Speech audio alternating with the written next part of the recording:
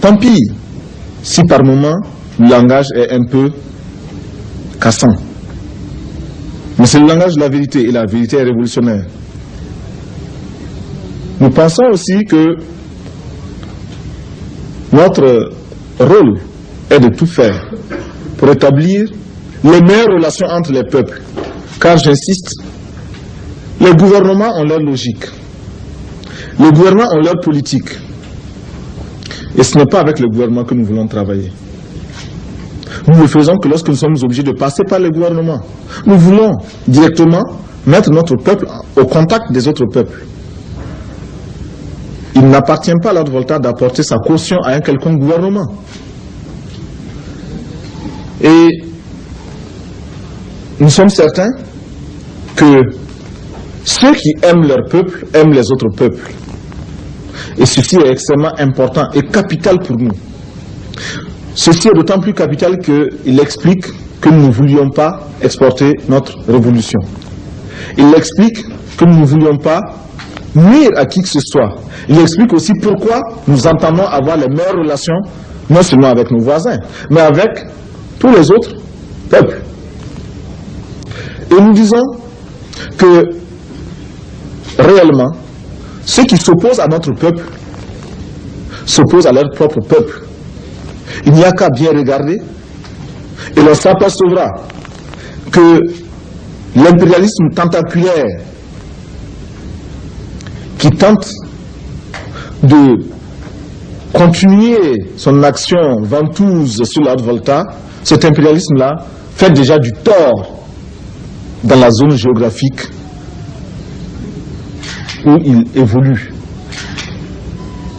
Ceux qui n'aiment pas le peuple voltaïque, ceux qui s'opposent au peuple voltaïque, de quelque façon que ce soit, sont ceux-là qui font du tort à leur propre peuple et veulent le maintenir sous leur domination.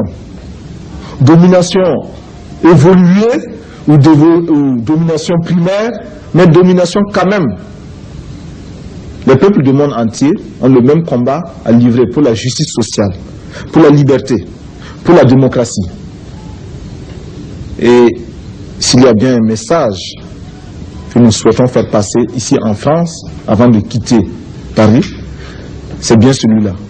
Le peuple français peut trouver un peuple voltaïque, un peuple ami, un peuple qui combat les mêmes ennemis que lui. Parce que ceux qui sont exploités en France sont les mêmes qui sont exploités en Volta. Et ceux qui souhaitent se libérer de toutes les formes de domination en Volta existent également en France.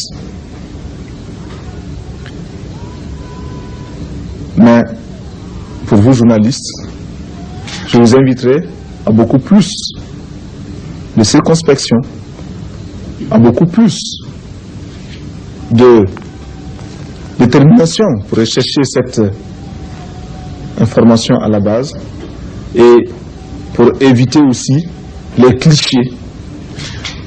Ce qui s'écrit facilement se vend bien parce que cela fait des manchettes, mais n'est pas toujours vrai et surtout dessert l'amitié entre les peuples. Je vous remercie. Ici ne souhaite pas que la dette soit purement et simplement effacée. Celui qui ne le souhaite pas, il peut sortir, prendre son avion et aller tout de suite à la Banque mondiale payer. Tous nous souhaitons. Thomas Sankara. Invité de Soir 3, le capitaine Thomas Sankara, président du Burkina Faso, l'ancienne Haute-Volta. Il est à Paris pour participer à la conférence internationale sur la forêt et le bois, un vrai problème dans son pays, victime de l'extension du désert. Il répond à Richard Tripot. Oui, Monsieur le Président, bonsoir. Vous êtes donc à Paris pour participer à cette conférence. Nous allons y revenir. Mais tout d'abord, je voudrais vous poser la question de savoir quelle est votre réaction face à ce terrorisme en France, mais d'une façon générale en Europe. Eh bien, en tant qu'homme, je ne peux que m'émouvoir devant ces attentats qui créent tant et tant de désolation chez des êtres humains. En tant qu'Africain, je ne peux que m'étonner que la France et l'Europe, si imprégnées et si prétendantes de civilisation, posent et commettent et connaissent des actes qui sont réputés être ceux des sauvages d'Afrique. Oui, en tant que révolutionnaire, oui. Je regrette que des hommes n'aient à s'exprimer ou n'aient été condamnés de s'exprimer que de cette façon. Monsieur le Président, on connaît votre amitié pour le colonel Kadhafi. Cette amitié ne vous gêne-t-elle pas dans la mesure où le colonel Kadhafi a qualifié les attentats de Rome et de Vienne d'actions héroïques? Ça vous semble correct? Mais il a changé de position quelque temps après. Bien, merci. Nous allons parler d'autre chose. Vous avez rencontré le président Mitterrand hier, je crois. Alors, ces relations avec la France s'améliorent, les relations du Burkina Faso et de la France? Écoutez, je regrette que les relations entre le Burkina Faso et la France soient perçues de façon contentieuse. Nous avons des relations qui sont parfois difficiles, chacun estimant de son côté qu'il est insatisfait. Il convenait de discuter avec les autorités françaises, d'en rechercher les causes et de proposer des solutions. Je pense que ce contact a été positif. Mais vous n'avez pas l'impression que quelquefois vous êtes mal entendu à Paris dans la mesure où vous souhaitez de l'aide, bien sûr, mais quelquefois aussi d'une façon un peu difficile, car vous n'hésitez pas à qualifier la France d'impérialiste parfois. Mais c'est à ce prix aussi que l'on se construit. Nous ne pouvons pas attendre de l'aide de façon inconditionnelle, d'où que cela puisse venir. Et le minimum d'indépendance de pensée, indépendance d'action, indépendance politique, se réalise par le devoir de dire aussi ce que nous pensons, de l'aide d'où qu'elle vienne. Et vous pensez que ces relations vont s'améliorer encore dans les mois à venir?